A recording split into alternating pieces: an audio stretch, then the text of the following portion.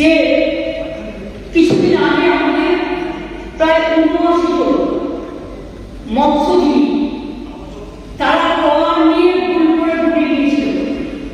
আগে আমরা বুঝতে পারতাম না কোনো মৎস্যজীবী ডুবে গেলে যে তারা আদৌ বেঁচে আছে কিনা, কোথায় আছে। এখন আমরা একটা কার্ড সিস্টেম করেছি, আমরা ট্র্যাকিং করতে পারি এবং আমরা ট্র্যাক করে দেখলাম তাদের বাংলাদেশে থানায় নিয়ে যাওয়া হয়েছে, ডিটেন করে রাখা হয়েছে, তারপর তাদের জেলে নিয়ে যাওয়া হলো। আমি হাউসে বলতে আমার কোনো দ্বিধা নেই, এটা আমাদের এতে আমি জানি না ইন্টারন্যাশনাল চুক্তি অলঙ্ঘন হয়েছে কিনা, কিন্তু আমি সেটা করতে চাই না।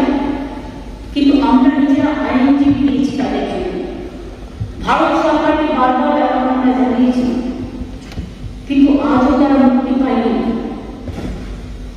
আগে কিন্তু এটা হতো না। তার পরিবর্তে গ্রহণ করি বাংলাদেশের একটা জাহাজ এখানে এসে ক্যাপসাইজ হয়ে গেছে, বাংলাদেশের একটা ট্রলার। আমরা কিন্তু তাকে উদ্ধার করেছি, তাকে চিকিৎসা করেছি এবং তাকে কিন্তু আমরা তার মর্যাদা সহ তার পাসপোর্ট ছিল, অফিসিয়াল ডকুমেন্ট ছিল বলে আমরা নিয়ে দিয়েছি।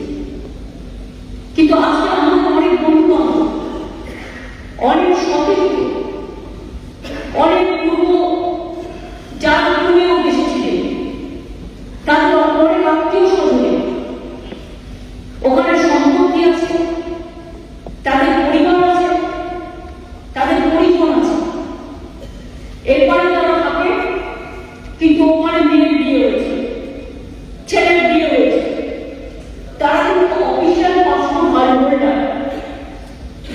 আমি বিআইডি কথা বলছি না, এটা সেন্ট্রাল গভর্নমেন্টের আন্ডারে বিএসএফ পাওয়া যায়, আমরা পাবো না বর্ডার, এটা তাদের দায়িত্ব। বাংলাদেশের সাংবাদিক ঘটনা নিয়ে আমি কোনো কথা বলবো না, এটা নিয়ে যা বলার ইন্ডিয়া গভর্নমেন্ট করবে। কারণ আমাদের তৃণমূল কংগ্রেসের পলিসি হচ্ছে